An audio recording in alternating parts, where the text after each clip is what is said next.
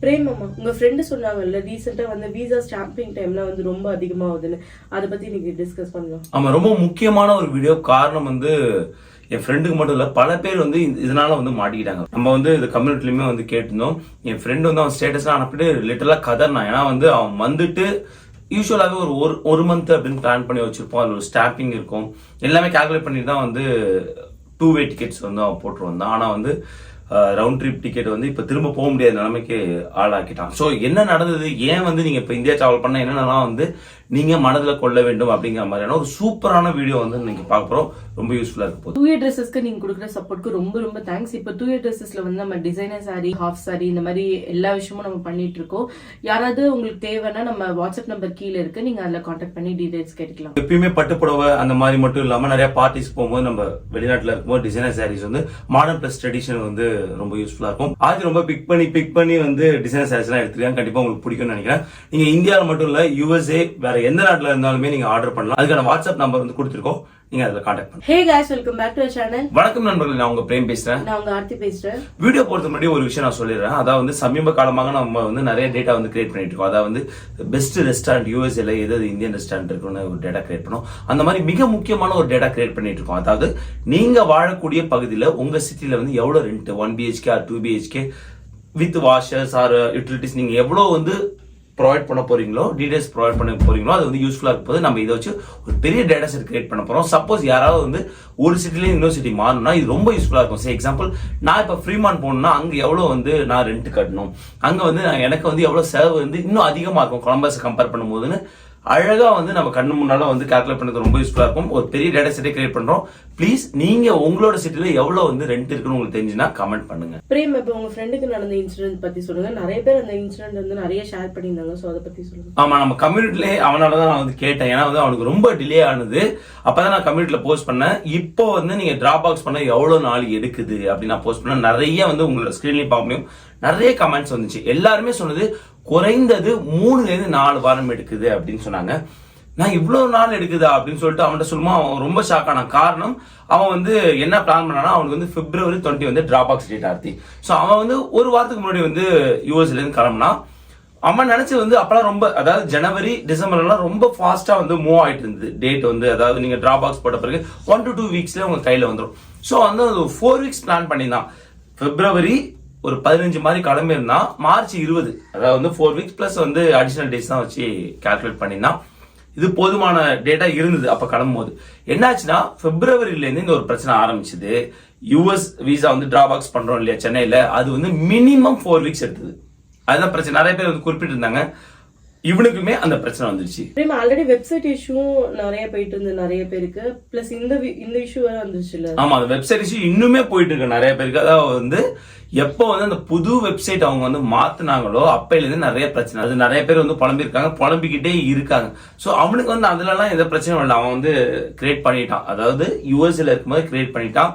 February 20 டேட்டை வந்து அவன் லாக் பண்ணிட்டான். இப்ப என்ன ஆச்சுன்னா, February 20 வந்து டிராப் பாக்ஸ் போட்டான்.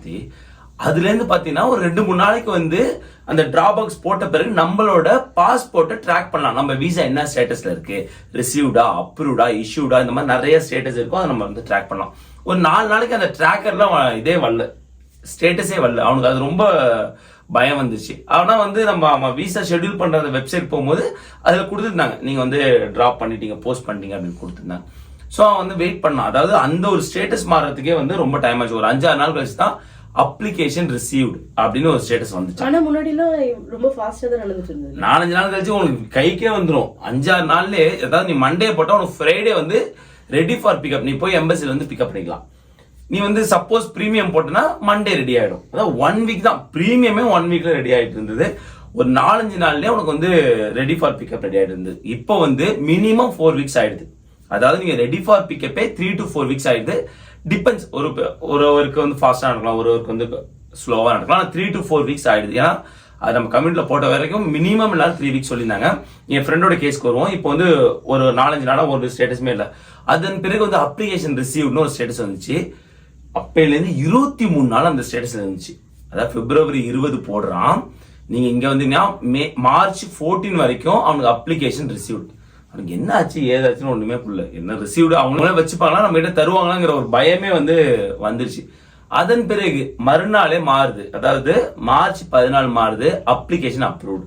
அப்பதான் கொஞ்சம் வந்து நிம்மதி பெருமூச்சு விட்டான். இப்போ அங்கேயே நம்ம ரெடி ஃபார் பிக்கப் போட்டு சீக்கிரமா கிடைச்சிருமா? கரெக்ட். சோ யாராவது இப்ப நீங்க டிராவல் பண்றீங்க, இந்தியா பிளான் பண்றீங்க, டிராபாக்ஸ் இருக்குன்னா நீங்க பிக்கப் பிளான் பண்ணீங்க. உங்களுக்கு டேட் நீங்க பிளான் பண்ண அதிகமா இருந்தா ஓகே, ஒரு 5 வீக்ஸ் மேல என்னால இருக்க முடியும்னா ஓகே. அதர்வைஸ் வந்து பிக்கப் பிளான் பண்ணீங்க, அதுல ஒரு 2-3 நாள் நீங்க வந்து சேவ் பண்ண முடியும். அது நல்ல பாயிண்ட்.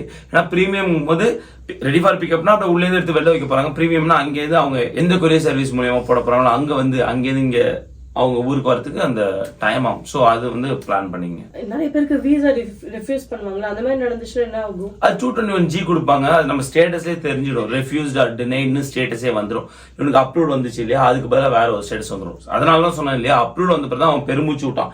ஏன்னா ஒருவேளை அந்த நேரத்தில் ரெஃப்யூஸ் ஆர் டினைடு வந்துச்சுன்னு வச்சுக்கோயேன், அவன் என்ன பண்ணணும்னா அதுக்கு வந்து அவங்க டைம் கொடுத்துருவாங்க. ஆனா அது உடனே கிடைக்காது இல்லையா, ஒரு 1 வீக் 2 வீக் அங்க ஒரு டிலே ஏற்படும். அவங்களே புக் பண்ணி கொடுத்துருவாங்க. அவங்களே புக் பண்ணி கொடுத்துருவாங்க. நீ வந்து நேரா வந்து மோஸ்ட் ஆஃப் த டைம் வந்து அடிஷனல் டாக்குமெண்ட்ஸ்னால தான் வந்து 221G கொடுப்பாங்க. நீ நேரா போய் அந்த டாக்குமெண்ட் வந்து சப்மிட் பண்ணணும். இன்னும் மோஸ்ட் ஆஃப் த டைம் வந்து உன் முகத்தை வந்து இந்த ஆபீசர் பார்க்கணும்னு ஆசைப்படுவாங்க. இந்த மாதிரி நிறைய விஷயங்கள் இருக்கு. சம்டைம்ஸ் வந்து நேர்ல பார்க்கணும், ஜஸ்ட் ஏதாவது கேள்வி கேட்கணும் அப்படிங்கிற மாதிரியான ஒரு விஷயம் இருக்கும். ஸோ இந்த மாதிரியான விஷயங்களுக்காக மட்டும்தான் 221G தராங்க. ஸோ அதனால பயப்பட வேண்டிய அவசியம் இல்லை. ஆனால் தெரிஞ்சுக்க வேண்டிய அவசியம், 4 வீக் நீங்க பிளான் பண்ணீங்க பிளஸ் விசா ஸ்டாம்பிங்னா பத்தவே பத்தாது. ஸோ நீங்க எக்ஸ்பெக்டேஷன் நீங்க செட் பண்ணுங்க. உங்க எம்ப்ளாயர்ட்டையுமே இல்லை நீங்களுமே உங்களுக்கு எக்ஸ்பெக்டேஷன் செட் பண்ணீங்க. என் ஃப்ரெண்ட் என்னாச்சுன்னா வந்து லக்கிலி எம்ப்ளாயர் ஒன்றும் சொல்ல, இன்னும் 2 வீக்ஸ் ஆகும் அப்படின்னு சொன்னான். அவன் வந்து ரவுண்ட் ட்ரிப் புக் பண்ணிட்டான். மார்ச் 20 கிளம்ப வேண்டியது. நீங்க பாத்தீங்கன்னா வந்து மார்ச் 15 வந்து இஷ்யூன்னு வருது. ஆனா இப்பல பாத்தீங்கன்னா 5 நாள் தான் இருக்கு. 2 சாட்டர்டே சண்டே வேலை இருக்கு. அவனால வந்து டெஃபினட்டா வந்து மார்ச் 20 அவனுக்கு வந்து எல்லாம் ப்ரிப்பேர் பண்ண முடியுமான்னு தெரியல. ஸோ சேஃப்டி பர்பஸ்க்கு 1 வீக் தள்ளி வச்சுட்டான். எம்ப்ளாயர் ஓகே சொல்றாங்க. ஸோ அந்த மாதிரி சுச்சுவேஷன் உங்களுக்கு வந்ததுன்னா எம்ப்ளாயர்ட்ட இங்கே வந்து ஒரு எக்ஸ்பெக்டேஷன் செட் பண்ணு. கொஞ்சம் டிலே ஆகும். எதனால டிலே ஆகுது?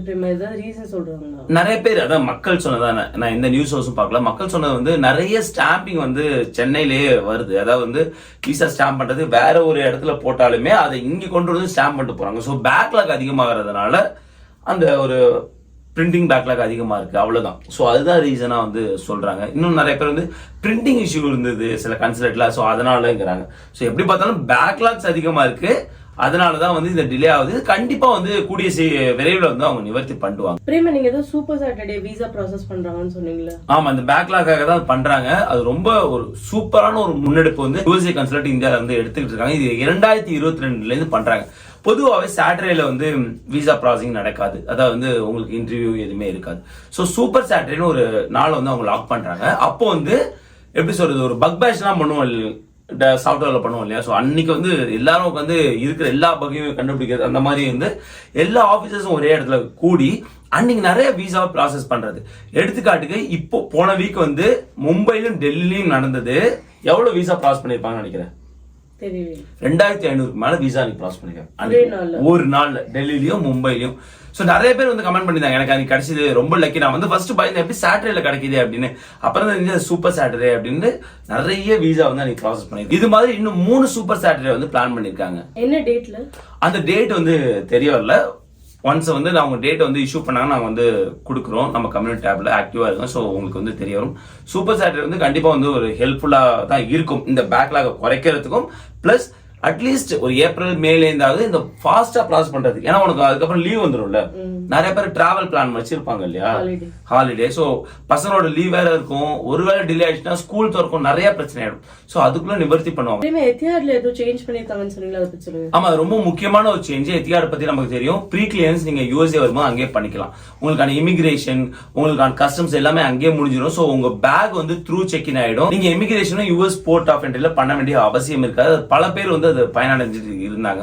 ரீசெண்ட் டைம்ஸ்ல எந்தெந்த ஃபிளைட்லாம் எலிஜிபிள்னு வந்து அவங்க வந்து இன்க்ரீஸ் பண்ணாங்க. பட் இப்போ வந்து லேட்டஸ்ட் இன்ஃபர்மேஷன் என்னன்னா வந்து உங்க ஸ்கிரீன்லயும் பார்க்க முடியும்.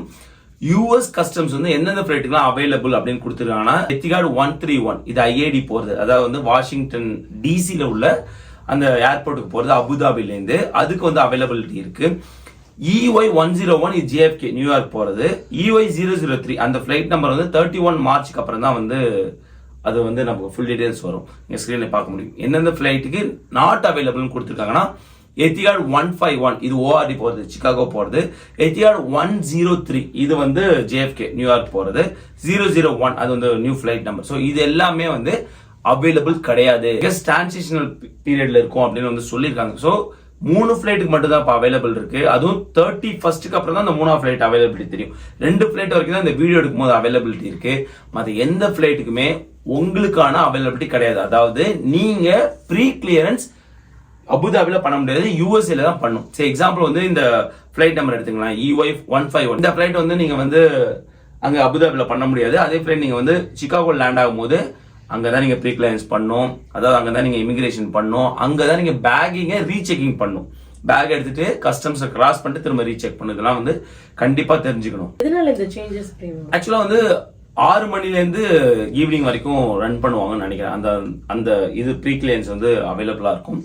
ஃபிளைட்டோட டைமிங் தான் இதுக்கான காரணமா வந்து பார்க்கப்படுது. சே எக்ஸாம்பிள் வந்து EY 103 அவைலபிலிட்டி கிடையாது, JFK போறது. அபுதாபில 3:46 கிளம்புறாங்க. அந்த டைத்துல உனக்கு வந்து ப்ரீ கிளியரன்ஸ் ஆபீசர்ஸே இருக்க மாட்டாங்க. ஸோ அந்த ஃபிளைட் வந்து அவைலபிலிட்டி கிடையாது. அதுவே EY 101 அதுவும் வந்து JFK போறது. ஆனா கிளம்புற டைம் பாரு 10:13 AM. ஸோ இப்போ தெரிஞ்சிருக்கும் ஏன் வந்து இதுக்கு அவைலபிலிட்டி இல்லை, அதுக்கு அவைலபிலிட்டி இருக்கு. சேம் அப்ளிகபிள் ஃபார் 131, அதாவது வந்து வாஷிங்டன் போற ஃபிளைட். அதுக்கு வந்து 10:46 கிளம்புறாங்க, அதுக்கு அவைலபிலிட்டி இருக்கு. அது சிகாகோ போற ஃபிளைட் அன் டைம் கிளம்புறதுனால அதுக்கு அவைலபிலிட்டி டெஃபினட்டா வந்து 1 or 2 monthsல வந்து இதுக்கான அப்டேட்ஸ் வந்து கொடுத்துருவாங்க. இது எந்த ஃபிளைட் வந்து இன்க்ரீஸ் மீன்ஸ் ஆட் பண்ணிடுவாங்க மற்ற ஃபிளைட்ஸும். ஆனா அது வரைக்கும் நீங்க தெரிஞ்சுக்க வேண்டியது என்னன்னா, எத்திஹாட்ல வந்தாலே நமக்கு அங்க ப்ரீ கிளியரன்ஸ் நடந்துரும், அபுதாபி நடந்துரும். நம்ம வந்து அந்த யூஎஸ்ஏல அந்த ஒரு கஷ்டப்பட வேணாம். அதாவது லைன் பெருசா இருக்கலாம், இல்ல பேக்கிங் ரீசெக்கிங் பண்ணலாம், கஸ்டம்ஸ் அங்க இருக்கும், இந்த மாதிரி நிறைய ஒரு தலைவலி இருக்கும் இல்லையா. அதுவே அங்கேயே முடிச்சுட்டு வந்தா கொஞ்சம் ஈஸியா இருக்கும். நிறைய பேர் அந்த எத்திஹாட்ல வந்து ப்ரிஃபர் பண்ணுவாங்க. ஸோ இப்போ ஏதாவது வந்து இது லாஸ்ட் வீக் இந்த அப்டேட் வந்திருக்காங்க. அதுக்கப்புறம் வந்து நீங்க எத்திஹாட்ல போகும்போது பார்த்து புக் பண்ணுங்க. இந்த ஃபிளைட்டுக்கு சப்போஸ் உங்களுக்கு ப்ரீ கிளியரன்ஸ் அபுதாபில தான் வேணும்னா இருக்கா இல்லையான்னு செக் பண்ணிட்டு புக் பண்ணுங்க. சென்னையில இருந்து கிளம்புற ஃபிளைட்டுக்கு நிறைய இருக்குமோ? அப்படி கிடையாது, டிபெண்ட்ஸ் ஆர்த்தி. அதாவது நீ சென்னையில இருந்து கிளம்புற ஃபிளைட்டுக்கு இருக்கு. நீ Chennai to Abu Dhabi, Abu Dhabi to JFK, இல்ல அபுதாபி டு ORD. இப்போ ORD வந்து எலிஜிபிள் கிடையாது. ஸோ அதான் சொன்ன நிறைய ஃபிளைட் வந்து அந்த ஒரு கனெக்ஷன் இருக்கும். சென்னையில இருந்து அபுதாபி டு அபுதாபில இருந்து சிகாகோ போற ஃபிளைட் இருக்கும். ஸோ அதுக்கு எலிஜிபிலிட்டி கிடையாது. இன்னொரு ஐ திங்க் வந்து சென்னையில வந்து ஏர்லி மார்னிங் ஒரு ஃபிளைட் கிளம்பும்னு நினைக்கிறேன். அது வந்து சென்னையில இருந்து அபுதாபி போகும். அபுதாபில அந்த 7 அந்த மாதிரியான டைம்ல ரீச் ஆகும். ஸோ அந்த டைம் வந்து ப்ரீ கிளியரன்ஸ் அவைலபிளா இருக்கும். அதுக்கப்புறம் வந்து 10:15 கிளம்புற அந்த JFK ஃபிளைட்ல போனீங்கன்னா உங்களுக்கு இருக்கும்.